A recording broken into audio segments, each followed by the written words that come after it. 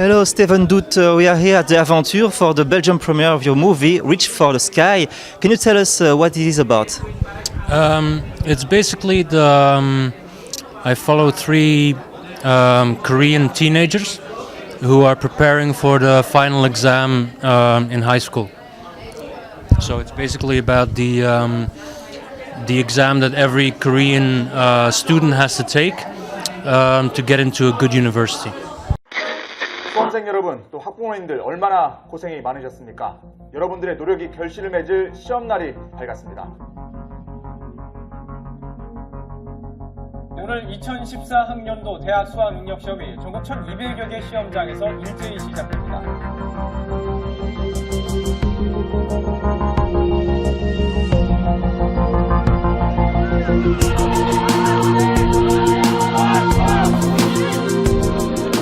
응시자는 65만 700여 명으로 지난해보다 17,700여 명. 어떡할걸? 저쪽이야. 경찰과 오토바이 동호회까지 등장을 해서 한바탕 전쟁을 치렀는데요.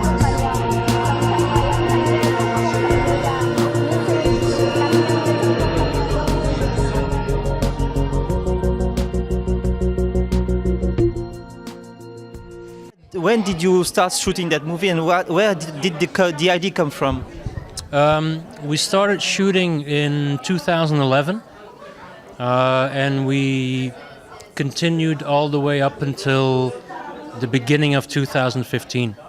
And the idea actually came from a previous film that I made in South Korea, which is called State of Play. And that film is about professional video gamers in South Korea. And over there, they're celebrities, they're kind of considered to be top athletes. And when I talk to a lot of those kids, they're also very young, between 16 and 22.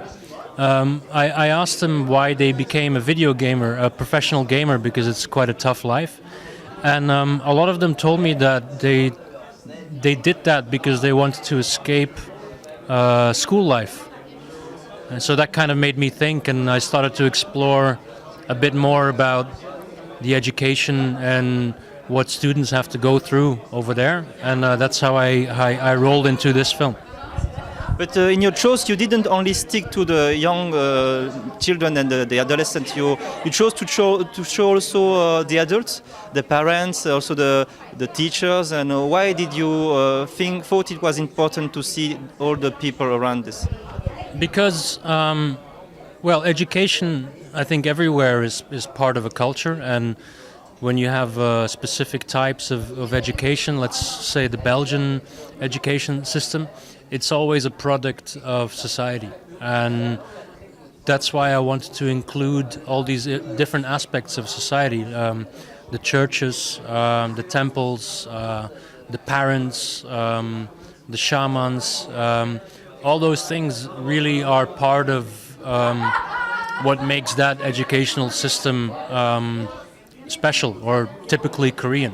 So I don't think you can understand the educational system without getting a broader view of how the society functions and what they think is important. 이거 뭐 좋은 대학을 가고 싶은 거야, 좋은 공부를 하고 싶은 거야. 좋은 대학 가고 싶어. 공부야 뭐 별 상관없다고 생각하는데 좀 좋은 대학 가고 싶어. 좋은 대학 가서 뭐 하려고 그래?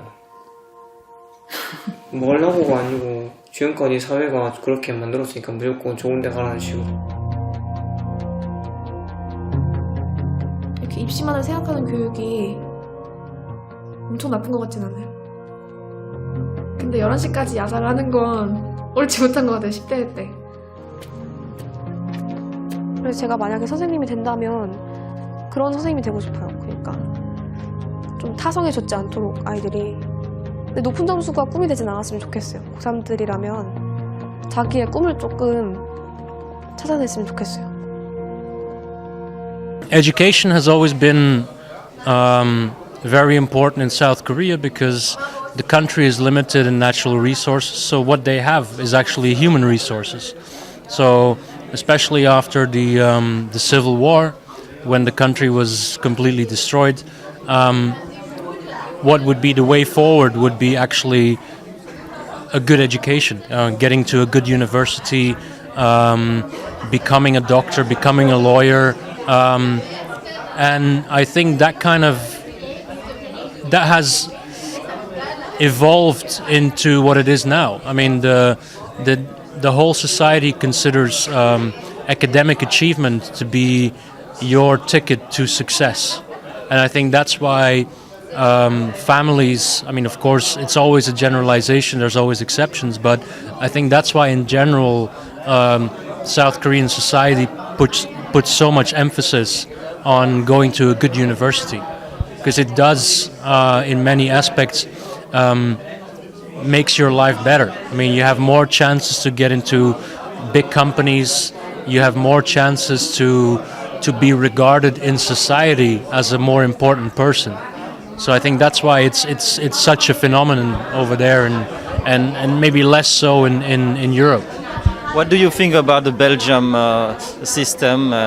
We regularly complain about the lack of finance, and also there was last year some questions that were leaked, so problems in the organization. What do you think about that?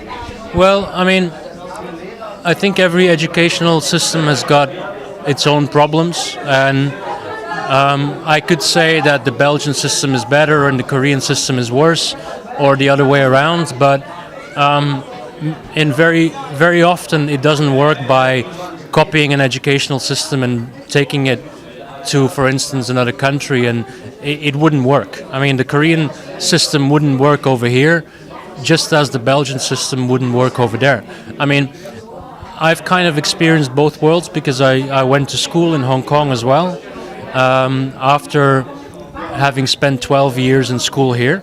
To be honest, I was very happy to go to secondary school here because there was very little stress involved. What I liked about it is that I had time to figure out what I wanted to do with my life in those years. And that is something that I value very, very much. And that is something that, for instance, even in the UK, you don't have that option. I mean, there you also have a final exam in secondary school which will decide which university you can go to. I mean, in Belgium, we don't have that problem. I mean, as long as you make sure you have okay grades, you have more than 50% at the end of the year, you pass and you can continue to the next year. And you're free to choose whatever university you want to go to. There's not that much at stake. There's not that much involved. And in that aspect, I really value the Belgian system. 시험을 보는 날은 최상의 컨디션이 되고 최고의 집중 상태에서 편안하게 시험을 잘 치러낼까. 자신이 시험을 볼 때 안정되고 차분한 마음, 완벽한 집중 상태에서 공부했던 내용을 그대로 사용해냅니다. 야, 장문 나와준 게 지금 영어 3주 1년 동안 공부한 이거냐 지금? It's your second documentary in Korea. Do you intend to make more in that country? Well, I'm developing a film about Japanese biker gangs, which I will shoot in Tokyo. But it's definitely my intention to make another film in South Korea, which would be about it would be the recent Korean history from the 60s till the 80s, but seen through the eyes of the musicians. It's a very interesting story because there's a lot of really amazing rock musicians. Like one of the musicians I really enjoy, his music was featured in Reach for the Sky. It was the opening song.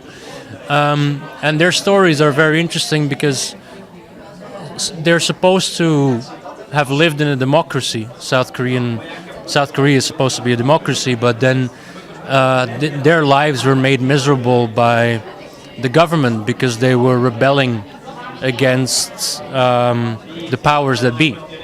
So, you know, they also had hippies and rock rebels in the 60s and 70s, but their life was, I think, very different from, let's say, a rock musician growing up in Europe or in the States.